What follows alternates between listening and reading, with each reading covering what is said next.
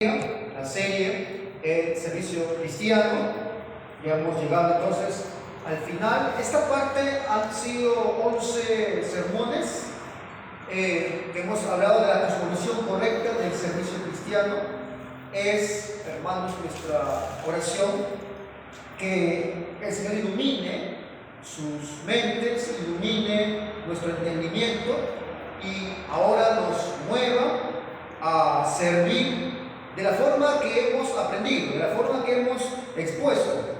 Hoy quiero terminar describiendo dos obstáculos más que se interponen en el servicio cristiano. Y espero, hermanos, que luego de terminar usted cobre aliento, repito, para servir al Señor de una forma entregada, de una forma esforzada.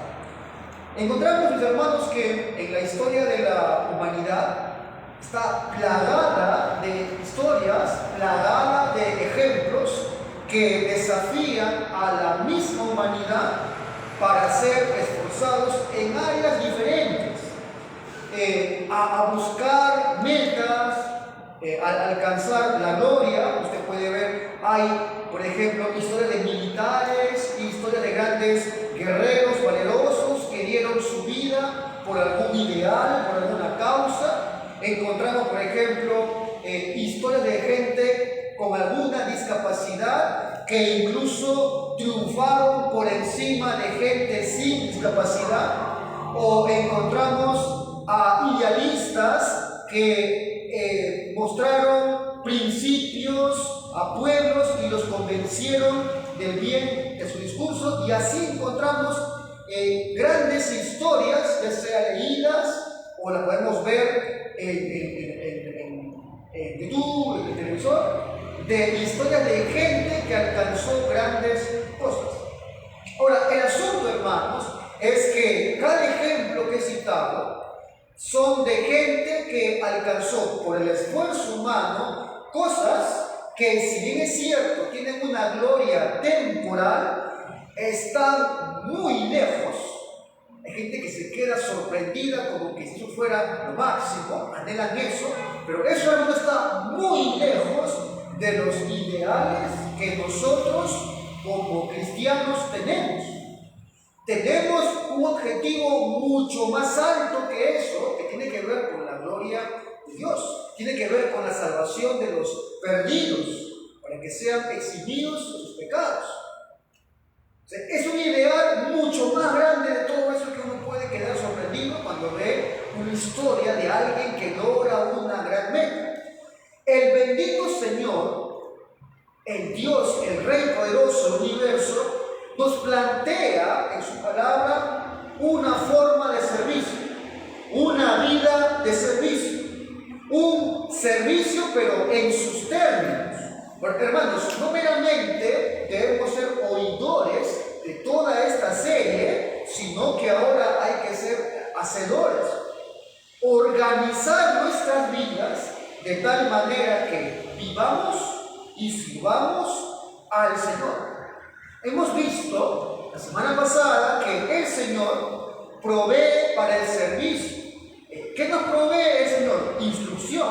Nos da una iglesia que nos entrena, que nos equipa, provee recursos humanos, ha dado hermanos en la fe que también nos capacitan. Tenemos la herramienta y materia prima que es la palabra de Dios, que es la que debemos predicar. Tenemos al Santo Espíritu que nos capacita para cumplir la obra. O sea, tenemos toda provisión dada por el Señor. Y ante este panorama, uno piensa entonces, ¿qué sería lo único que podría estorbar al servicio del cristiano? ¿Qué podría ser entonces el obstáculo para que una iglesia no esté llevando la tarea de servir? Ante lo que encontramos que Dios provee para el servicio, la respuesta contundente es el pecado. Es el pecado de la iglesia local, es el pecado de cada miembro. No hay otra razón, es el obstáculo que encontramos para el servicio. Todo el Señor nos ha provisto. No hay una sola iglesia que pueda decir que no podemos servir porque no tenemos recursos del Señor. Él ha provisto todo. Así que es el pecado de la iglesia local, el pecado de los miembros, el estorbo, el obstáculo para el servicio. Sin embargo, hemos empezado a delimitar eso general, que es el pecado, y a numerar pecados específicos que son obstáculos en el servicio cristiano. Hemos visto 3 la semana pasada, hoy día vamos a ver 2 más. El primero, una descuidada comunión con los santos. Ahora, amados hermanos, providencialmente, el domingo, en el sermón de la mañana, hemos visto algo de esto. En la escuela bíblica hemos tratado también algo de esto. Este mes ha sido, creo que, el tema, la comunión con los santos y la oración que el Señor nos ha permitido contemplar con mayor ahínco. Entonces, un obstáculo para el servicio cristiano es una descuidada comunión con los santos. Amado hermano, ¿sabe usted cómo le llama la Biblia a los que no tienen comunión con sus hermanos? Le dice la Biblia que andan en tinieblas, en oscuridad espiritual. Primera de Juan 1, versículos 6 y 7, mira lo que dice, y míralo con mucho cuidado, hermano. Dice, si decimos que tenemos comunión con Él y andamos en tinieblas, y mira lo que presupone la Biblia que es andar en tinieblas en este contexto, mentimos y no decimos la verdad. Pero si andamos en luz como Él está en luz, mira lo que es lo opuesto de estar en tinieblas, o sea, estar en luz. ¿Y qué implica eso, hermano?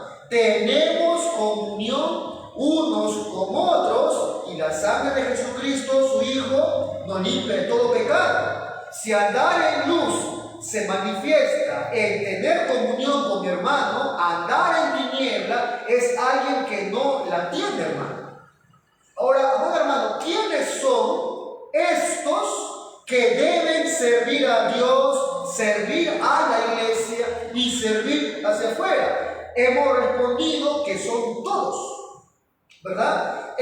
¿Cuándo se hace claro este llamado que somos todos los que debemos servir? Cuando crecemos en madurez, cuando se crece en conocimiento. Pues mi hermano, entonces es de esperar que si todos debemos servir y si todos debemos estar creciendo, es de esperar que todos tenemos algo que contribuir al crecimiento de los demás. Es de esperar eso, amado hermano. Una forma entonces de definir la comunión con los santos, alguien dijo lo siguiente: es una forma corporativa de crecer como iglesia y una expresión comunitaria del servicio. Así que, ¿cómo le llama la Biblia a aquellos que no tienen comunión con su hermano? Andamos en tinieblas. Andar en luz es tener comunión, dice 1 Juan, con mis hermanos. No tenerlas es en tinieblas. ¿Quién es aquel? El que no tiene comunión. Entonces, comunión con mis hermanos, con los santos, es una forma corporativa, juntos, de crecer como iglesia y una expresión comunitaria de servicio. Entonces, la comunión con otros creyentes no es un extra adicional que le agregamos a nuestra vida cristiana. No es algo opcional, algo extra, algo de más que yo le agrego a mi vocación cristiana. No es si queremos o si podemos.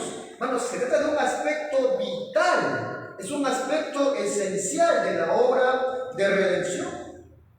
Ahora, para que cada creyente entonces pueda disfrutar esta dinámica espiritual de lo que es el servicio cristiano, que es la comunión con los santos, en sus términos van a haber ciertas barreras que tendremos, mis hermanos, que derribarlas, tendremos que desecharlas para ejercer ejercer una correcta comunión con los santos. Y si la comunión con mi hermano flaquea, hermano, la comunión flaquea también con el Señor y es un gran obstáculo para el servicio. Veamos, son muchas, he intentado resumir, hermano.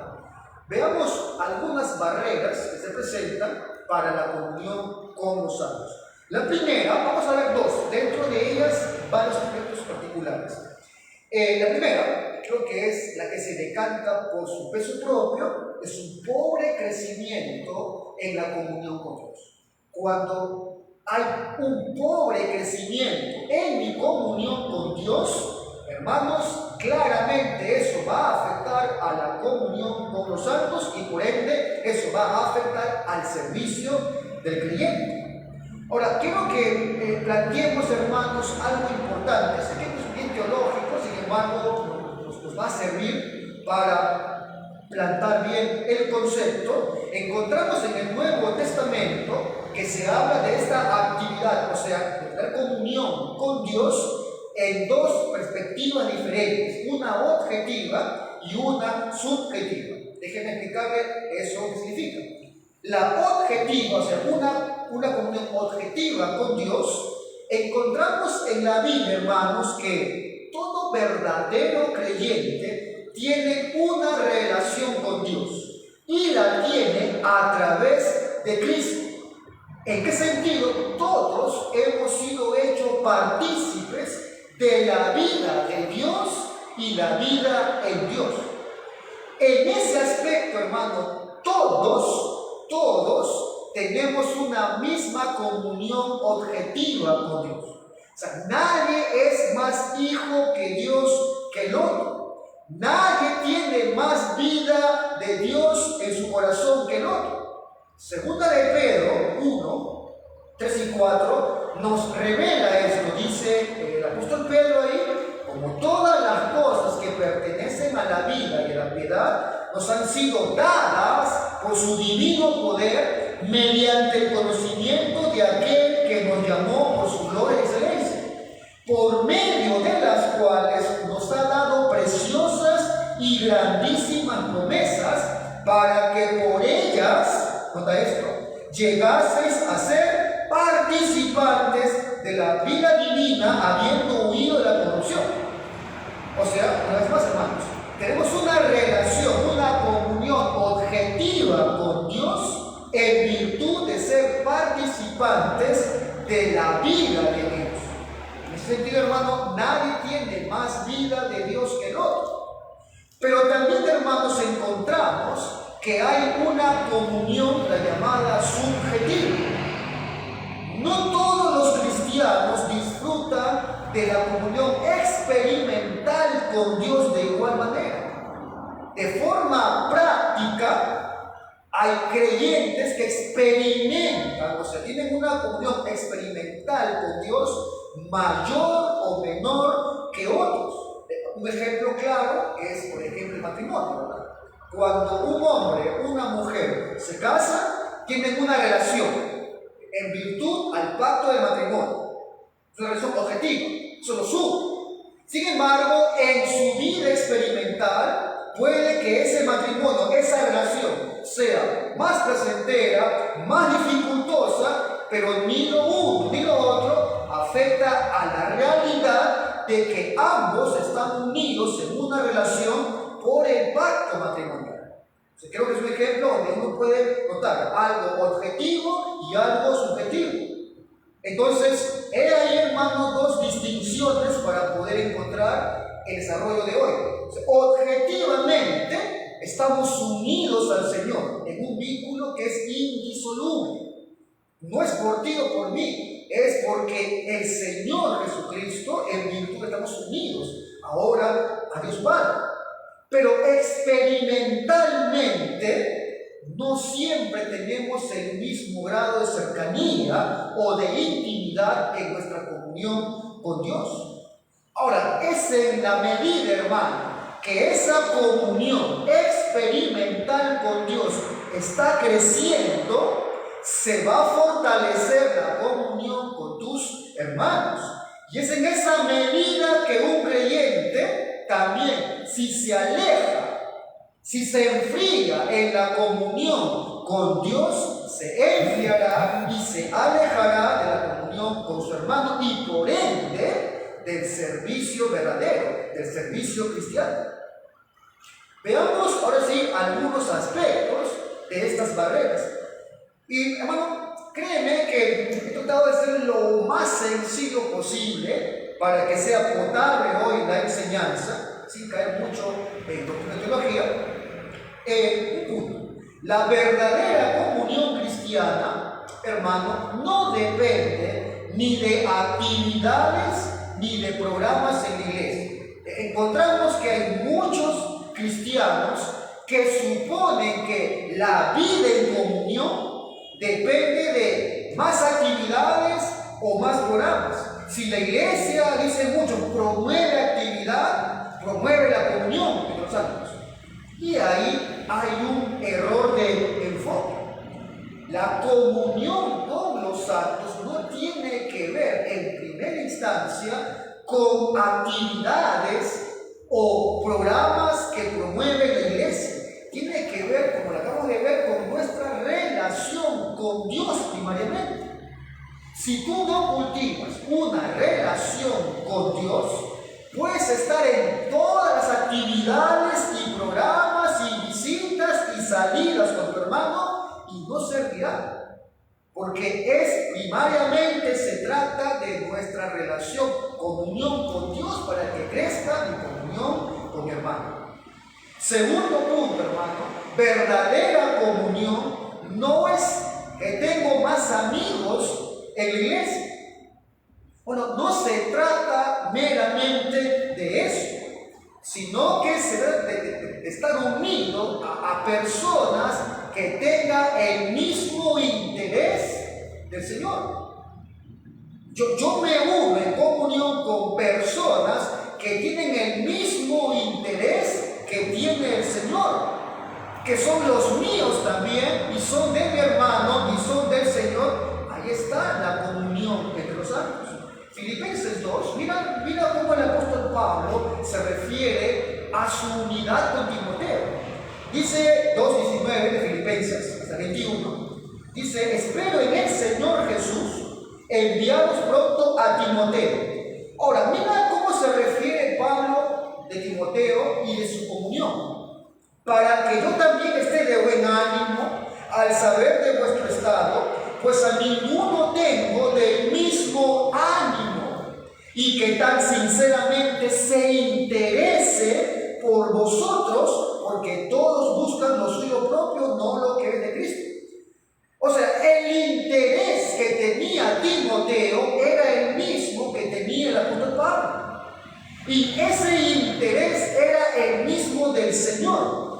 ¿Notas entonces dónde radica la comunión entre los santos? O sea, lo que Pablo está diciendo aquí es, yo tengo con Timoteo una buena relación porque su interés coincide con los míos y coinciden con la del Señor. Cuando coinciden en ese interés, dos creyentes generan una comunión deleitosa, como lo ordena la Escritura. Ese famoso pasaje que muchos mencionamos y usamos para soldar la unidad entre creyentes, Amós 3, la pregunta que hace el Señor, ¿cuál es? ¿Andarán dos juntos si no estuvieran de acuerdo?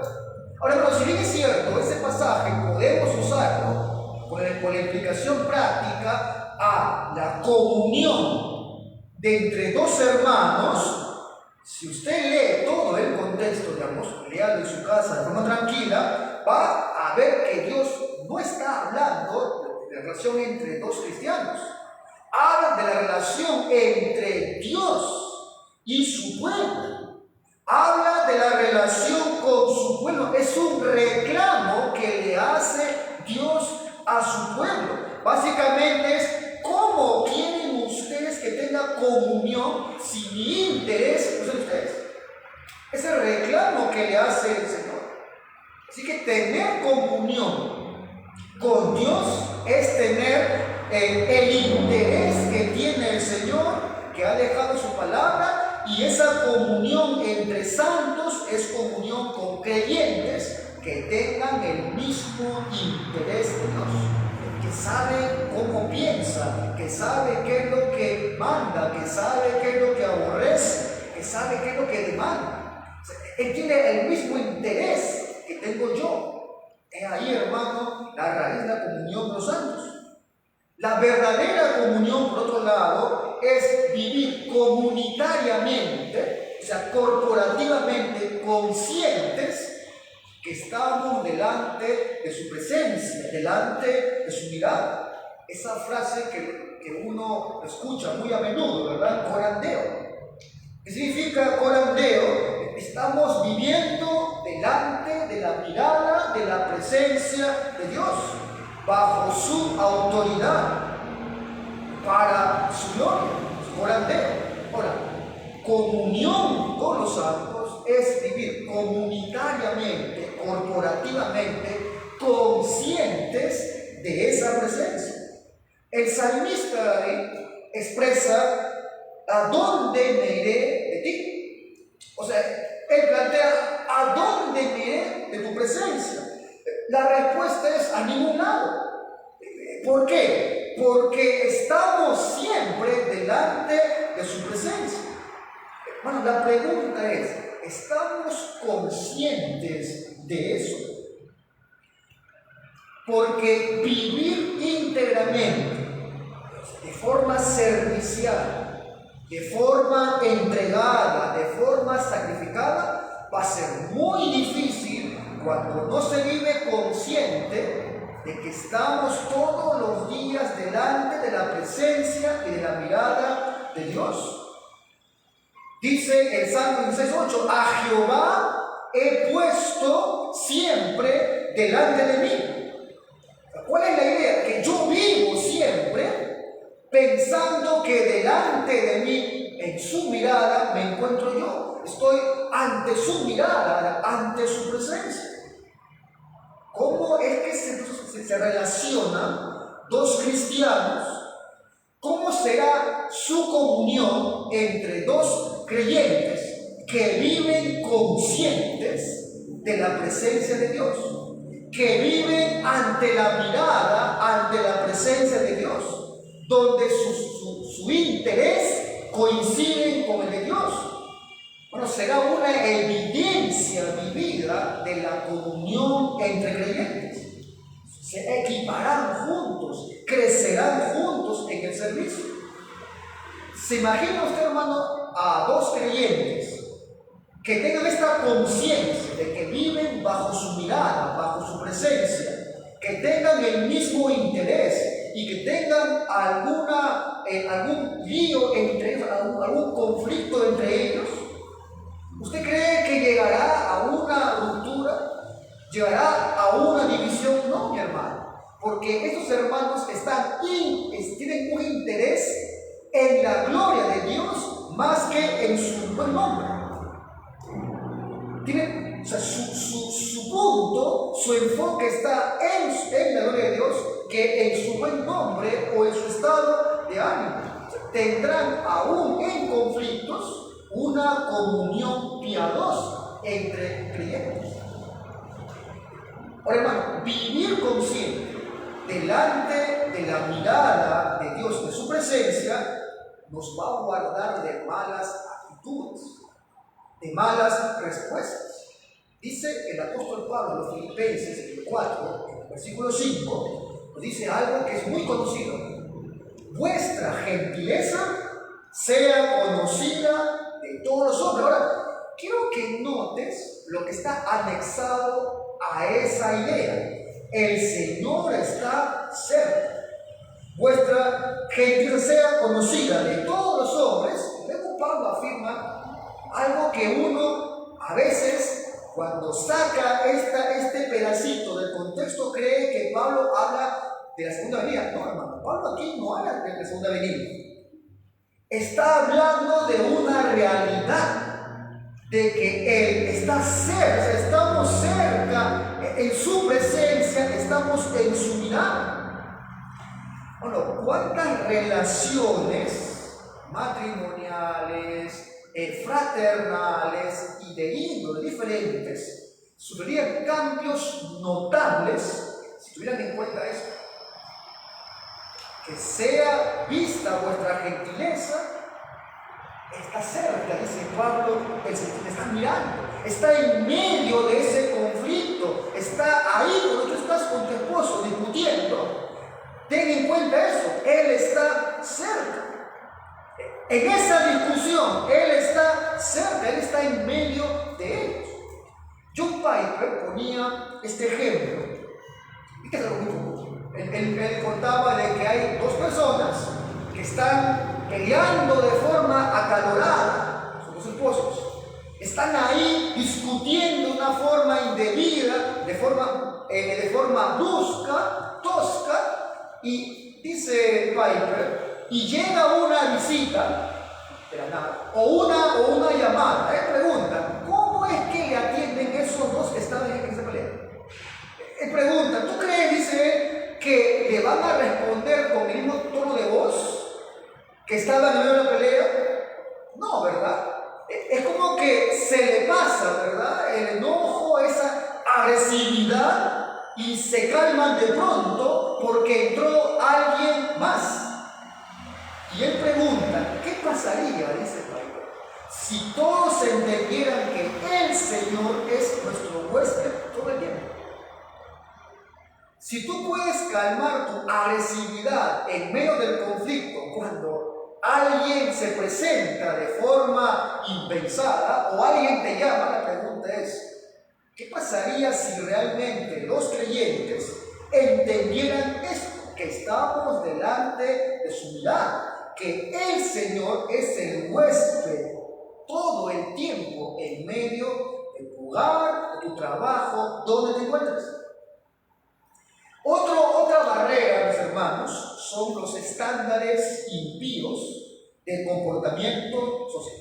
Aquí vamos a tocar rápidamente algunos. Bueno, hay muchas conductas y patrones que ya traemos de la vida pagana anterior, que no han sido reformados y que no son compatibles con la comunión cristiana, al menos la que enseña la Biblia. Y que esto puede estar afectando sigilosamente, sistemáticamente nuestra comunión con los santos. Voy a indicar algunos. Por ejemplo, algo que se ve muy a menudo y tiene que ver aún en medio de la iglesia local nuestra, es la falta de apertura de corazón entre los creyentes. Bueno, ¿cómo podrá un cristiano recibir el aliento de su hermano? ¿Cómo podrá un creyente equiparse por el consejo de su hermano para el servicio, crecer en santidad, si no le dice a su hermano francamente que se encuentra desalentado?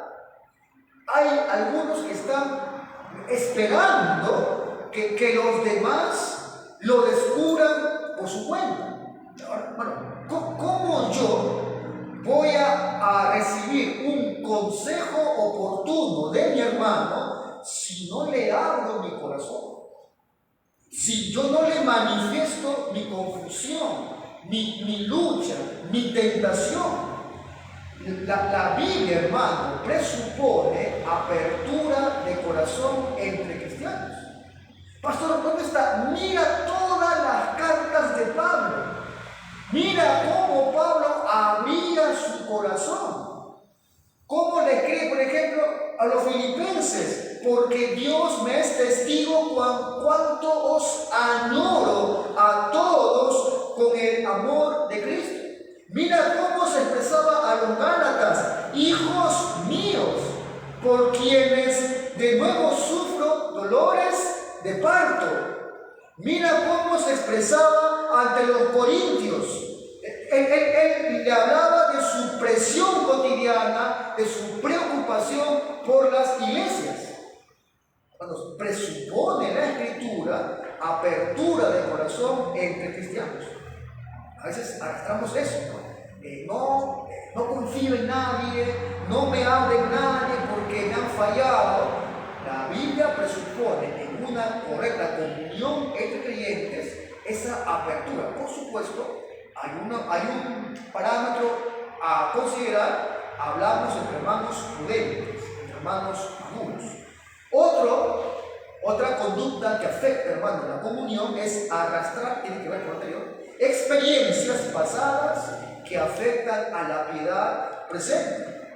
Mira lo que dice Pablo en los Efesios 4, versículo 30 hasta el 31. ¿No dice ahí? Y no contristéis al Espíritu Santo de Dios, con el cual fuisteis sellados para el día de la redención. Ahora mira lo que dice después. Quítense de vosotros toda amargura, enojo, ira, gritería, maledicencia y toda malicia. En el original es todo malestar del corazón. Pablo está diciendo, arranca eso, que eso contrista al Santo Espíritu de Dios, es una barrera de comunión con Dios y por ende con tu hermano. Bueno, nadie puede tener comunión íntima con Dios y sus hermanos teniendo una raíz de amargura o de experiencia fallida que a la larga, ¿sabe qué es lo que hace? Termina redefiniendo lo que es la vida cristiana. Hay muchos que llegan al Señor con una idea y le han dicho de pequeños que es malo, por ejemplo, llorar. Y ahora él ha redefinido la vida cristiana y él piensa que ser fuerte en Cristo, por ejemplo, es no mostrar ningún sentimiento. Hay algunos que han vivido, por ejemplo, atados a pecados sexuales que han sido de forma flagrante y ahora han redefinido lo que es la vida sexual sin mancilla. Otros han tenido fallidas relaciones amorosas y a causa de eso ahora han redefinido lo que es el romanticismo en el matrimonio. No entregándose, sin acercamiento, sin confianza, sin entrega. Bueno, eso hay que cortarlo, como dice Pablo, como una mala hierba. A la larga, esto termina destruyendo la comunión entre creyentes. Otra barrera, hermano, otro obstáculo dentro de estas conductas que deben ser reformadas es la maldad del chisme. No voy a hablar mucho de esto, ya se habló en alguna oportunidad, pero sí cito lo que dice Levítico 19, versículo 16, yo lo voy a leer en una versión contemporánea. Dice Levítico 19, versículo 16, no propagues chismes entre tu pueblo, no atentes contra la vida de tu prójimo, yo soy el Señor. No abrigues en tu corazón odio contra tu hermano, razona con tu prójimo para que no te hagas cómplice de su pecado. Spurgeon dijo en un sermón acerca del chisme lo siguiente: ese chisme malicioso, dice él, derrama su veneno en tres sentidos. Agravia al que habla, agravia al que escucha y agravia a la persona que es objeto de ese chisme. Sea cierto o sea falso, la palabra de Dios nos prohíbe difundir. Dice Spurgeon, la reputación del pueblo de Dios debiera ser muy apreciada a nuestra vida y debemos considerar una vergüenza ser ayudantes del diablo en la deshonra de la iglesia y del nombre del Señor. Cierra la idea, algunas lenguas requieren un freno, requieren una escuela, porque gran cantidad de personas se enorgullecen de tirar abajo a sus hermanos como si eso los elevara a ellos. Bueno, las Escrituras nos permiten criticar el pecado, por supuesto que sí, pero nos indican exactamente cómo debe hacerse. Hemos visto que debes reprender el pecado de tu hermano de forma directa, en primera instancia, y no hacer comentarios a sus espaldas. Ese es el método útil que encontramos en la Biblia y que trae bendición de Dios y que trae comunión fraternal. Y es el método más semejante a Dios, y créeme que es el más poderoso. El confrontar de forma personal a tu hermano, sin ejecutar comentarios a sus espaldas. Ahora, algo que me han venido preguntando cuando dije el domingo acerca del pecado, hermanos, indicar o condenar un pecado, primero hay que estar seguro que sea pecado. Ahora, una pregunta que me han hecho es: pastor, ¿es un pecado el chisme? ¿O es una conducta? ¿Es un pecado o es una enfermedad, como algunos lo han puesto? Hermanos, y voy a ser bien sincero en la respuesta: ¿el chisme es pecado o no?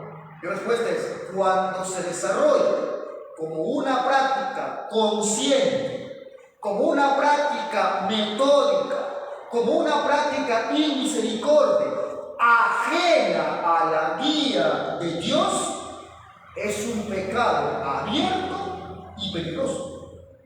Vemos en la carta a los romanos cómo Pablo describe la condición pecaminosa, anárquica que tiene el hombre, y que Dios le declara su ira será derramada sobre ellos. Y mira cómo describe Pablo esa condición, esos rasgos. En el 1 de la carta a Romanos, en la segunda parte del 29 en adelante, dice: llenos de. Mira cómo describe a estos. Esta condición anárquica, pecaminosa, que el Señor les declara, su ira será derramada sobre ellos. Llenos de envidia, homicidios, contiendas, engaños, malignidades, murmuradores, aborrecedores de Dios, injuriosos, soberbios, altivos, inventores de males, entre otras cosas, necios, desleales, quienes, habiendo entendido el juicio de Dios, que los que practican tales cosas son dignos de muerte, no solo los hacen, sino que también se complacen con los que la practican. Bueno, vemos en este pasaje que el pecado, como lo acabo de indicar, es algo serio y que caracteriza a aquellos que estarán bajo la ira de Dios. Bueno, el chisme aniquila la comunión entre creyentes, no solo porque en sí es nocivo, porque la Biblia misma nos ordena alejarnos de los tales e interrumpir la comunión. Dice el proverbista en el 20:19: el que anda en chismes descubre el secreto, no te entremetas pues con el sueldo de lengua. Otra maldad, la maldad de la impuntualidad. En Mateo 25, del 1 hasta el 13, usted puede en casa leerlo, nos cuenta una parábola la Biblia, la de Biblia, ¿verdad? En esa historia encontramos varios puntos, pero veamos uno de ellos. En el versículo 2, por ejemplo, nos indica que de esas 10, dice el 2, 5 eran prudentes y 5, ¿cómo eran? Insensatas. En el original habla de imprudentes, tontas, necias. Estas que llegaron tarde, que no llegaron puntual, son llamadas imprudentes. Ahora, hermano, tendríamos que deducir de esta parábola, O sea que ser impuntual es una imprudencia. Y tendríamos que preguntarnos, ¿no seríamos prudentes más bien en corregir esta área de la vida cristiana? No es prudente corregir, reformar esta conducta. Alguien dijo acerca de la impuntualidad lo siguiente. Dijo que es reveladora, revela tu indisciplina, es perjudicial, afecta a las relaciones, por ende a la iglesia, es contagiosa. Bueno, siempre el mal ejemplo leuda rápido. Es vergonzosa, es criminal. ¿Por qué, pastor? Porque le roba el tiempo a los demás. Cuando alguien debe postergar, por ejemplo, se posterga el principio del culto, de la reunión, a causa de tu impuntualidad, le estás robando el tiempo a tu hermano. Es irrespetuoso. Ser puntual es parte del amor cristiano, es pensar bien de los demás y no solamente del mío. O sea, es fallar en algo que la Biblia repetidamente nos invoca: amarnos unos a otros. Muchos no se dan cuenta de la frustración que ha causado en otros por su impuntualidad. No se da cuenta del desánimo, del desaliento que ha sembrado en la congregación de Dios, en la comunión entre los creyentes. Bueno, es importante tomar nota de esto, ser consciente de esto, porque hemos visto que tiene varios aspectos nocivos para la comunión. Ahora, igual me han preguntado, pastor, ¿es un pecado la impuntualidad? Debo responder entonces de forma sincera y práctica. Amado hermano, si ser impuntual, escuchen con cuidado, significa mentir, sí no es un pecado. Si tu impuntualidad, ser impuntual, significa mentir, sí no es. Decir, vas a llegar a una hora sabiendo tú que no lo vas a hacer, o falseando una excusa y mentir, ahí es un pecado. Y vemos que Pablo nos dice claramente: por lo cual, desechando la mentira, hablad verdad cada uno con vuestro prójimo. Ahora, otro lado, ¿otro es pecado? Si es un aspecto continuado y la motivación de tu impuntualidad es porque te resistes a someterte a una autoridad, eso es rebeldía, eso es opuesto a la Escritura, es desleal a la Escritura, por ende, ahí es un pecado.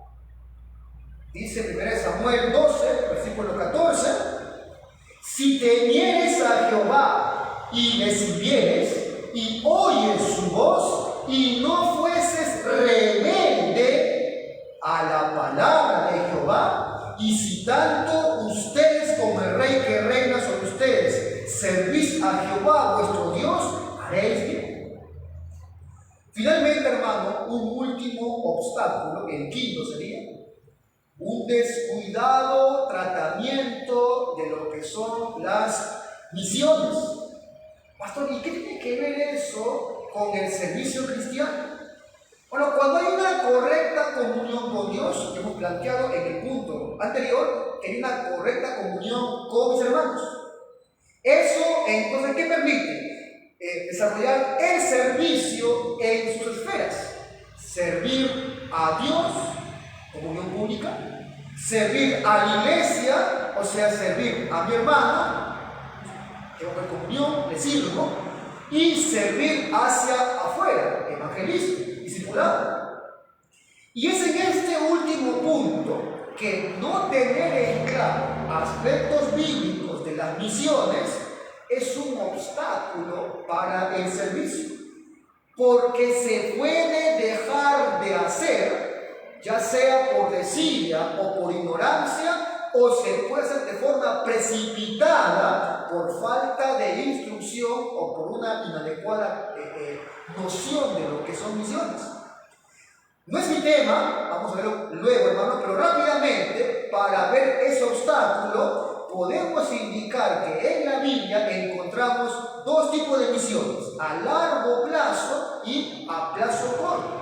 Por ejemplo, a largo plazo, ustedes seguramente conocen la historia de William Carey. Vemos que ese hombre se entregó definitivamente a las misiones. Estuvo en la India más de 40 años. O sea, hablamos de alguien que cumple una misión a largo plazo. Y en ese desarrollo, él levantó obras diferentes para el avance de la obra del Señor. Él estuvo dispuesto a dejar su país, a dejar sus seres queridos. Ahora, muchos ven intimidados ese tipo de misiones por la exigencia que demanda, por su permanencia fuera de su entorno, de los seres queridos. O sea, ven que es muy demandante y ven con mucho intimidados y no comprenden que no es la única forma de hacer misiones.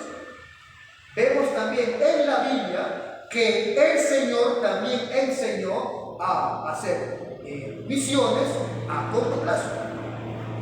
Por ejemplo, como para reducir la idea que es amplia, por ejemplo, encontramos misiones que tienen que ver con el tiempo, para poder un poco comprender.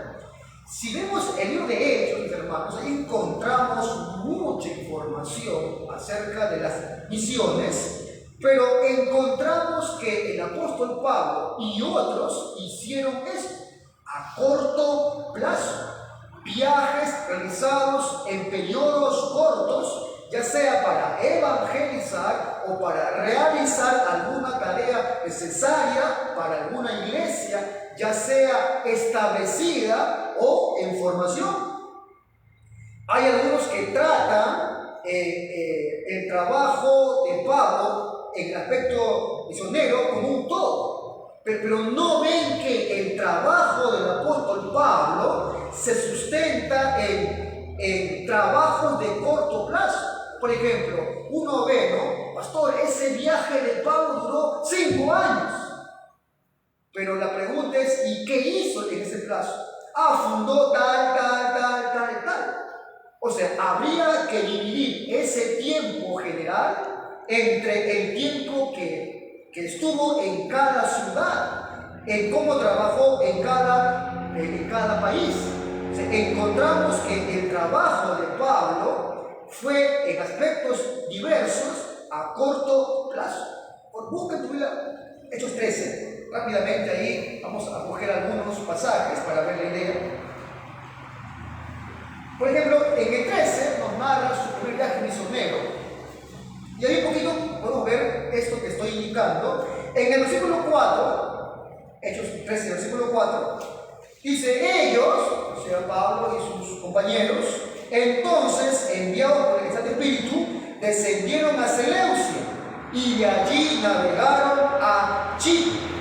Chipre justamente era de donde venía Bernabé. Y allí en Chipre predican en 2 ciudades, en Salamina y en Pafos. En el 5 dice: y llegado a Salamina anunciaban la palabra de Dios. Tenían también a Juan de ayudante. Dice en el 6, y habiendo atravesado toda la isla hasta Pafos. Luego, rápidamente fueron a otra ciudad. En el 13 nos dice: zarpando de Pafos, Pablo y sus compañeros arribaron a Perge de Panfilia. Ahí nos cuentan, pero Juan, apartándose de ellos, se volvió. Luego dice en el 14, ellos, pasando de Perge, llegaron a Antioquía de Pisidia y llegaron en el día del reposo y se sentaron. Ahora, salta al 42, dice, cuando salieron ellos de la sinagoga de los judíos, mira lo que ocurrió esa vez que llegó Pablo en el día de reposo, los gentiles le rogaron que el otro día de reposo, el que venía, les hable de estas cosas. O sea, ya había Pablo agendado una semana más en esa ciudad, por algo providencial, y luego, por un cómputo, tienen que salir y se van hasta Iconio. ¿Cuánto estuvieron entonces en Pafos? Mínimo 2 semanas. Llegaron a predicar un día de reposo y fue agendado un día más. Y luego hubo una trifulca y tiene que salir a Iconio. Llega a Iconio. ¿Cuánto tiempo estuvo en Iconio? Salta por favor al 14 de Hechos. Ahí nos narra, por tanto, se estuvieron allí, dice, mucho tiempo, hablando con denuedo, confiados en el Señor, el cual daba testimonio a la palabra de su gracia. Bueno, cuando uno estudia el tiempo que estuvo Pablo cuando inició su obra, por ejemplo, Efeso, 3 meses al principio. Corinto estuvo un tiempo indeterminado. Grecia, que estuvo también 3 meses. O sea, mira mi hermano que Pablo hizo un trabajo misionero en periodos cortos. Así que debemos preguntarnos, ¿cómo nosotros podemos hacer algo así? ¿Cómo puedo, pastor, ayudar yo? Ya sea 2 semanas, 1 mes o algún tiempo indefinido. ¿Cómo puedo entregarme a ese servicio, tanto si soy soltero o casado? Vemos también que hubo misiones con planes específicos. Por ejemplo, vemos que se hizo viajes para fortalecer ya alguna iglesia que ya estaba establecida. Por ejemplo, vemos que Pablo envía a Tito a una tarea puntual, lo envía a una tarea de enseñanza. Dice Tito 1:5, por esta causa te dejé en Creta, ¿para qué? Para que corrigieses lo deficiente y establezcas ancianos en cada ciudad, así como yo te mandé. Bueno, por supuesto que esto está enmarcado en un contexto, ¿no? En el gobierno de la iglesia. Tito no era cualquiera, era un miembro aprobado por su iglesia, dirigido por Pablo, alguien que era un referente de la iglesia. Y una vez que Tito llevó su plan a cabo, tuvo que volver.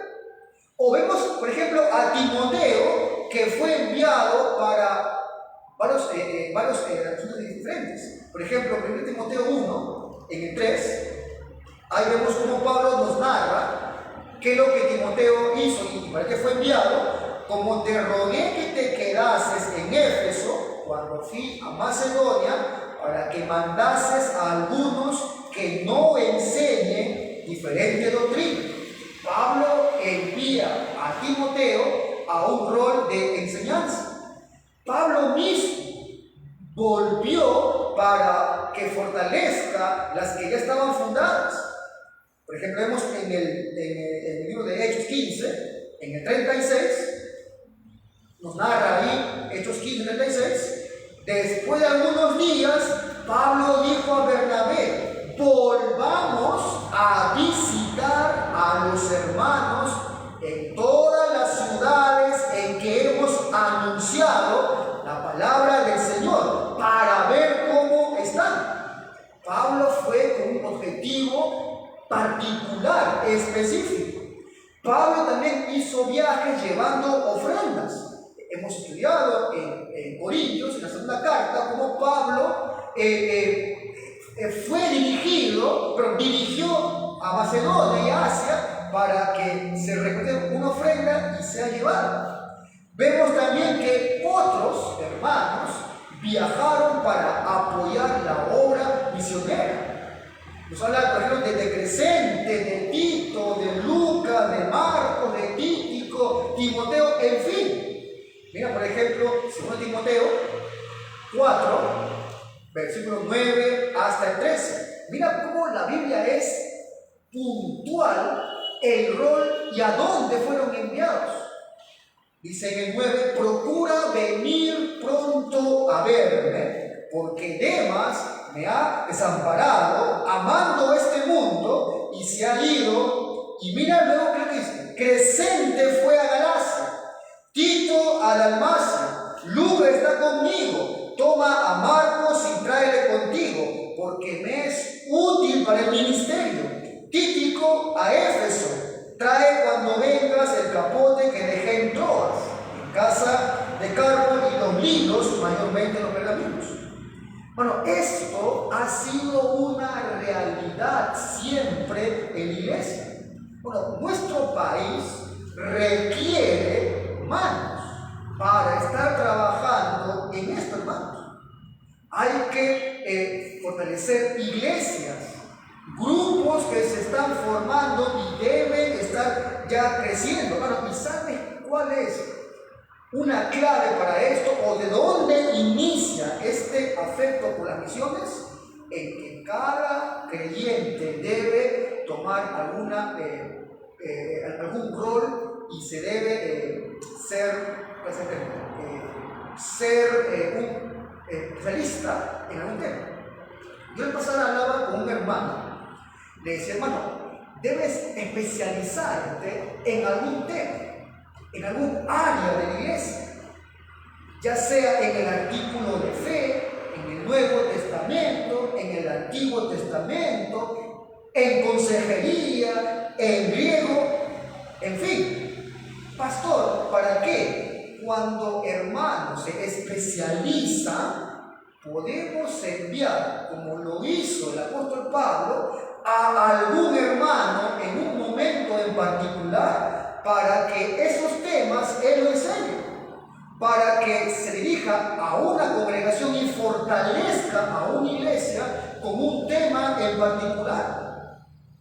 Sabiendo que hay una necesidad, se envía a un hermano que maneja el tema, porque como dice Pablo, sabemos que será útil a ese ministerio.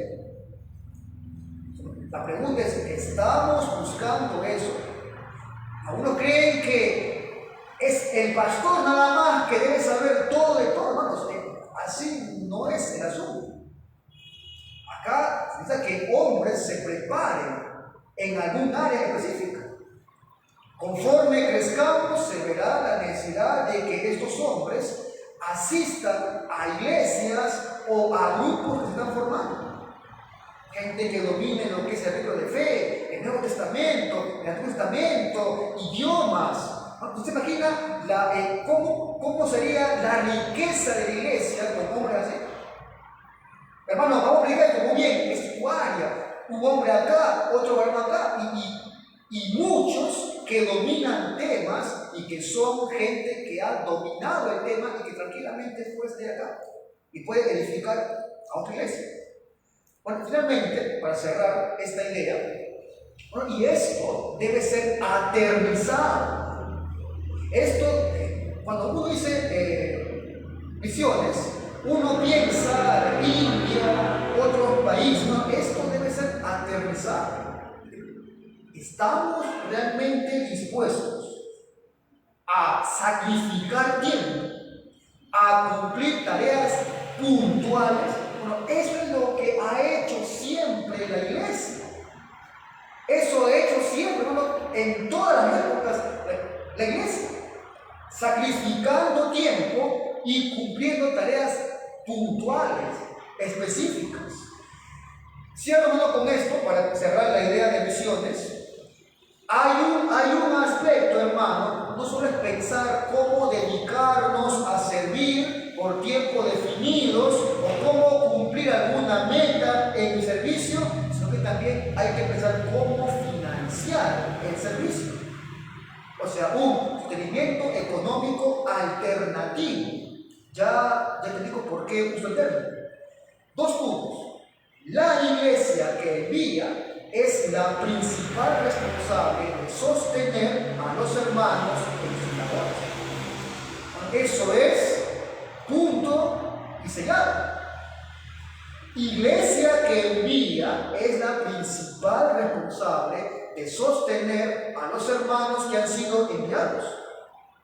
Enviar a un hermano sin sostenimiento, hermano, es un abandono.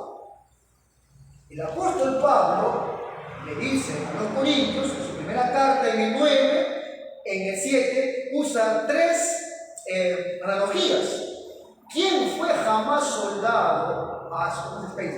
¿Tú imaginas un soldado que tiene que comprar su rifle, su uniforme, su casco? ¿Quién planta viña y no come de su fruto? ¿Quién está el rebaño y no toma de la leche del rebaño? O sea, Pablo expone la necesidad de que es la iglesia responsable de sostener a los hermanos que se envían. Pero bueno, por otro lado, puede existir también otra iglesia que participe siempre y cuando también sea beneficiaria de la labor de ese enviado. Por ejemplo, si mandamos a un hermano a otra iglesia, ahí un poco varía el tema, ¿verdad? Ahí hablamos de que hay se comparte la responsabilidad. Es la iglesia que envía y también la que se beneficia.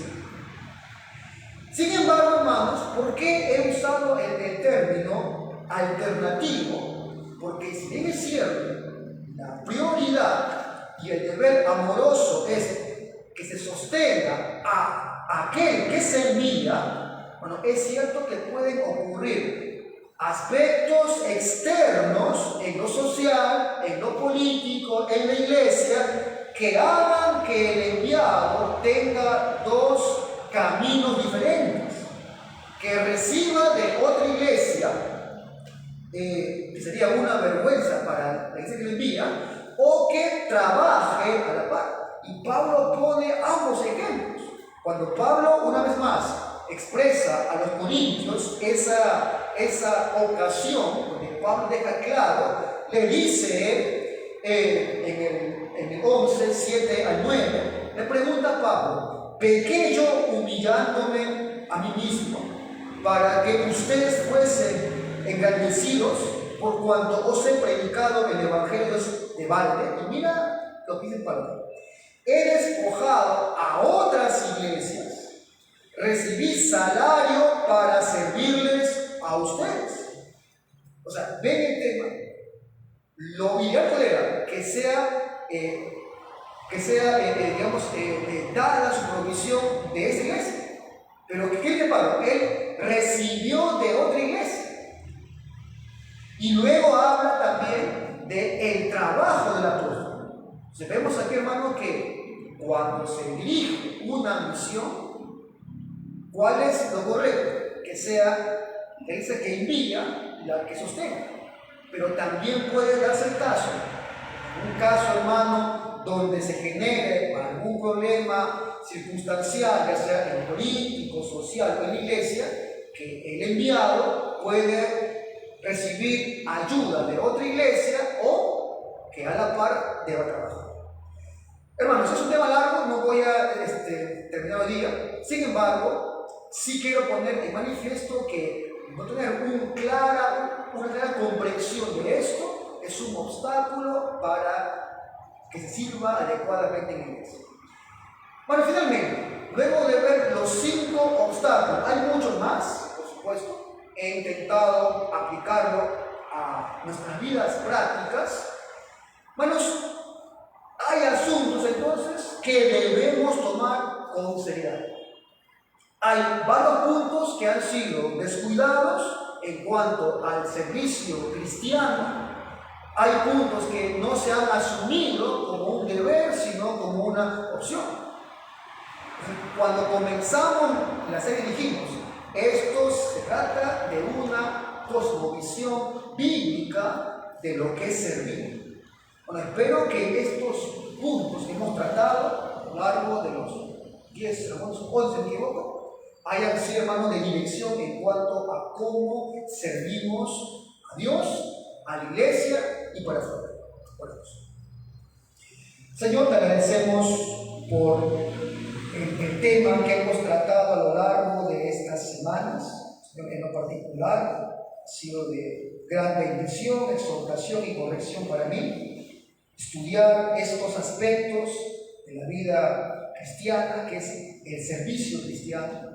Señor, muchos deberemos pedir perdón por nuestra falta de servicio, o tal vez por haber dado un servicio no sincero, no misericordia, Señor, tal vez en medio de quejas, en medio, Señor, de conflictos.